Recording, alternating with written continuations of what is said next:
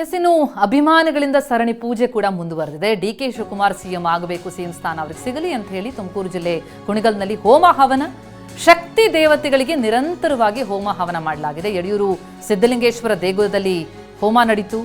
1001 ತೆಂಗಿನಕಾಯಿಯನ್ನು ಒಡೆದು ಪೂಜೆ ಸಲ್ಲಿಸಿದ್ದಾರೆ. ಪೂಜೆಯಲ್ಲಿ ಕುಣಿಗಲ್ ಶಾಸಕ ಡಾಕ್ಟರ್ ರಂಗನಾಥ್ ಭಾಗಿಯಾದರು. ಅವರಿಗೆ ಪೂರ್ಣಕುಂಭ ಸ್ವಾಗತ ಕೂಡ ಸಿಕ್ತು.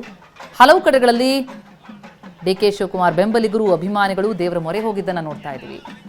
ಎಲ್ಲೂ ಅಷ್ಟೇ ಡಿ.ಕೆ.ಗೆ ಸಿಎಂ ಸ್ಥಾನ ಸಿಗಲಿ ಅಂತ ತುಮಕೂರು ಜಿಲ್ಲೆ ಕುಣಿಗಲ್ನಲ್ಲಿ ಹೋಮ ಹವನ, ಅದರಲ್ಲಿ ಶಾಸಕ ಡಾಕ್ಟರ್ ರಂಗನಾಥ್ ಕೂಡ ಭಾಗಿಯಾಗಿದ್ದರು. ಅವರಿಗೆ ಪೂರ್ಣಕುಂಭ ಸ್ವಾಗತ ಸಿಕ್ಕಿರೋದನ್ನು ನೋಡ್ತಾ ಇದ್ದೀವಿ.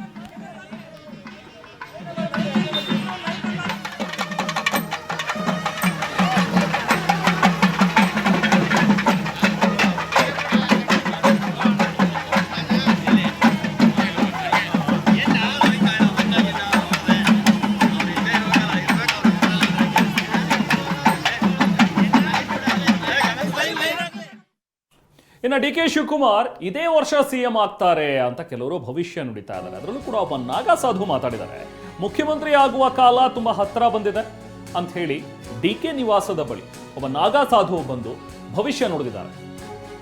ಡಿ.ಕೆ. ಮೇಲೆ ಜನರ ಪ್ರೀತಿ ವಿಶ್ವಾಸ ಇದೆ. ಸಿಎಂ ಆದ್ಮೇಲೆ ಬಡವರಿಗೆ ಖಂಡಿತವಾಗ್ಲೂ ಅವರು ಒಳ್ಳೇದು ಮಾಡಬೇಕು. ಡಿ.ಕೆ. ಅವರು ಅವರ ಕುಟುಂಬದ ಮೇಲೆ ನಮ್ಮ ಆಶೀರ್ವಾದ ಇದೆ, ನಾನು ಅವರಿಗೆ ಆಶೀರ್ವಾದ ಮಾಡೋದಕ್ಕೆ ಬಂದಿದ್ದೀನಿ ಅಂತ ಹೇಳಿದ್ರು. ಒಳ್ಳೆಯ ಆಡಳಿತ ಮಾಡಲಿ ಅಂತ ಆಶೀರ್ವದಿಸಲು ಬಂದಿದ್ದೀನಿ ಅಂತ ಹೇಳಿ ಡಿ.ಕೆ. ನಿವಾಸದ ಬಳಿ ಬಂದಂತ ನಾಗಾ ಸಾಧು ಅವರು ಹೇಳ್ಕೊಂಡಿದ್ದಾರೆ. हम जूनागढ़ से आए, पंचनाम 10 नाम जूना खड़े से बाबा जी आए थे, इधर शिव टेम्पल दर्शन के लिए आए थे बेंगलुरु में।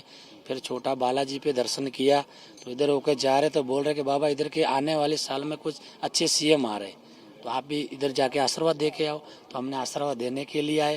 सदा भगवान खुश रखे, ये कर्नाटक भूमि में अच्छा रहे, सनातन धर्म का कुछ नाम बढ़े, ये हमारा आशीर्वाद है।